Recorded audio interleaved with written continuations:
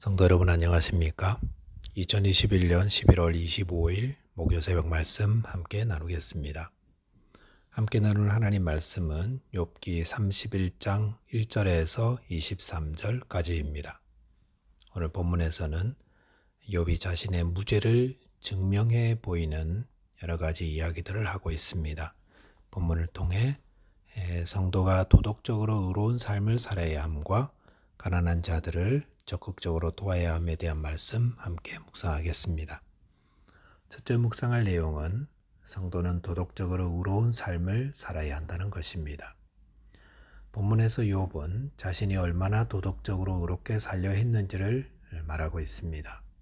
본문 1절 보시니까 내가 내 눈과 약속하였나니 어찌 처녀에게 주목하랴 라고 하였습니다.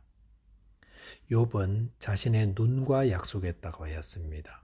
이것은 욥이 눈을 통해 음욕의 죄를 짓지 않기 위해서임을 보여줍니다.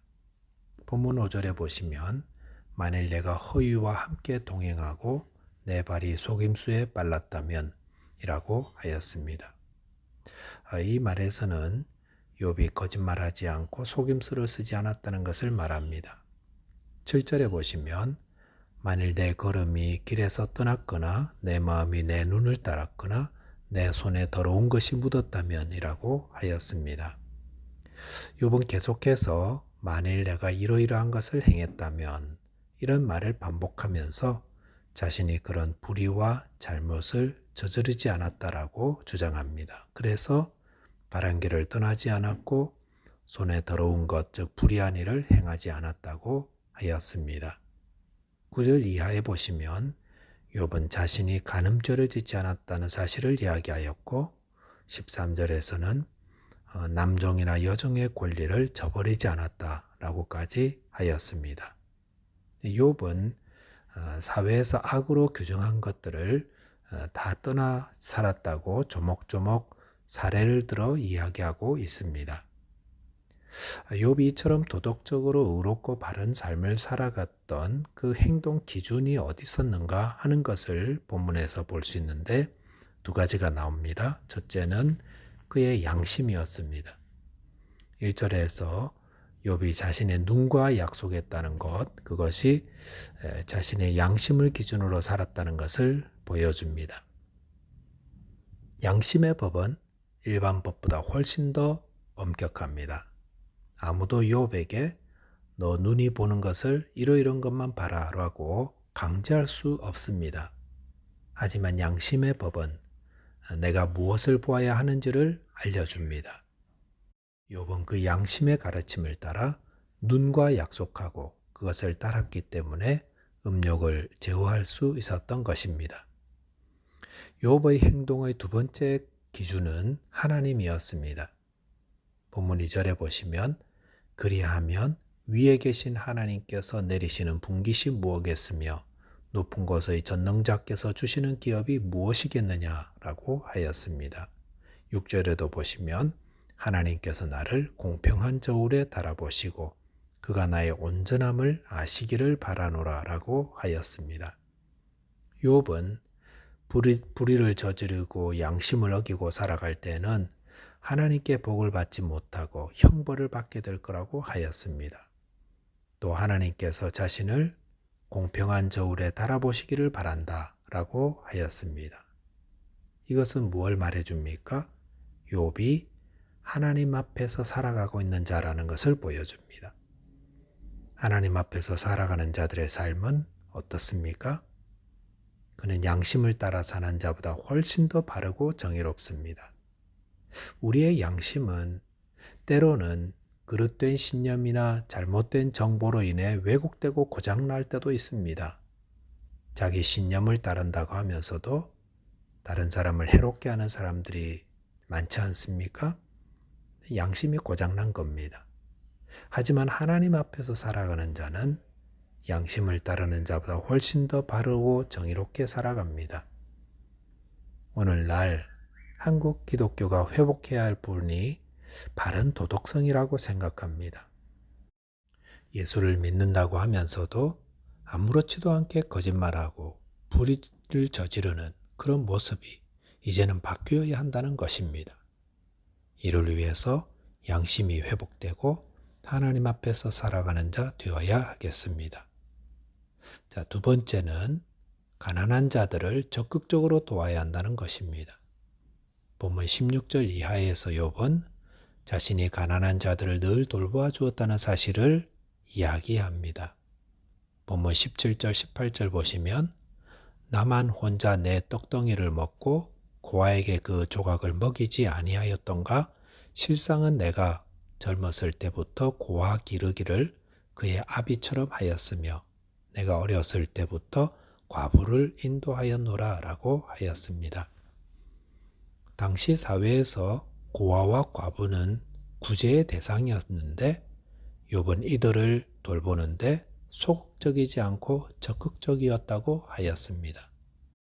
욥이 이런 이야기를 하는 이유는 욥기 22장에서 그의 친구 엘리바스가 욥이 가난한 자들을 돌보지 않던 행악자였다고 하는 주장 때문일 것입니다. 본문 19절 보시면 만일 내가 사람이 의복이 없어 죽어가는 것이나 가난한 자가 덮을 것이 없는 것을 못 본 채 했다면 이라고 하였습니다. 여기에서도 욥은 만일 내가 이렇게 이야기했는데 이것은 욥이 이렇게 말한 것과 반대로 행했다는 것을 말해줍니다. 즉 욥은 가난하여 입을 것이 없는 자에게는 입을 것을 가져다가 입혀주었다고 하였습니다. 욥은 자신이 가난하여 돌보아줘야 하는 자들에게 적극적으로 선을 베풀었다고 주장하였습니다. 이런 욥의 모습 또한 오늘날 성도들이 본받아야 될 부분입니다. 즉 어려움 당한 사람들을 도와주되 소극적이 아니라 적극적으로 도와줘야 한다는 것입니다. 그것이 성경에 기록된 하나님의 뜻입니다. 신명기 15장 10절에 보시면 가난한 이웃이 먹을 것을 구하러 왔을 때 반드시 그에게 주라고 하였습니다. 줄 때에 아끼는 마음을 품지 말라 하였습니다.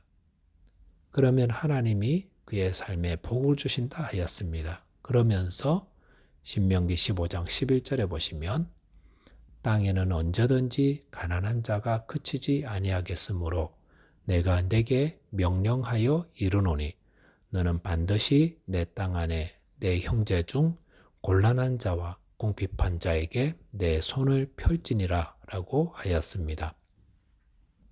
이 땅에는 언제든지 가난한 자와 곤란한 당한 자가 끊어지지 않습니다. 그럴 때 하나님은 그런 자들을 반드시 도우라 하셨습니다. 그들에게 적극적으로 손을 펼쳐 도우라 하셨습니다. 예수님도 누가복음 12장 33절에서 너희 소유를 팔아 구제하여 낡아지지 아니하는 배낭을 만들라. 곧 하늘에 둔 바 다함이 없는 보물이니 거기는 도둑도 가까이 하는 일이 없고 좀도 먹는 일이 없느니라 라고 하였습니다. 주님은 구제하기 위해 우리의 소유를 팔라고까지 하셨습니다. 그럴 때 하늘의 보물을 쌓아두게 된다 하셨습니다. 이 예수님의 말씀을 따라 초대 교회에서는 자신의 재산을 팔아 교회가 가난한 자들을 도울 수 있도록 하였고 핍절한 자가 교회에 없었다고 하였습니다. 가난한 자를 돌보는 일은 성도들이 해도 되고 안 해도 되는 일이 아닙니다. 주위에 어렵고 가난한 자들이 있다면 적극적으로 도움을 주라는 것이 하나님의 뜻입니다. 이를 통해 주님은 우리가 하늘의 보물을 쌓게 된다고 하셨습니다. 말씀을 정리하겠습니다.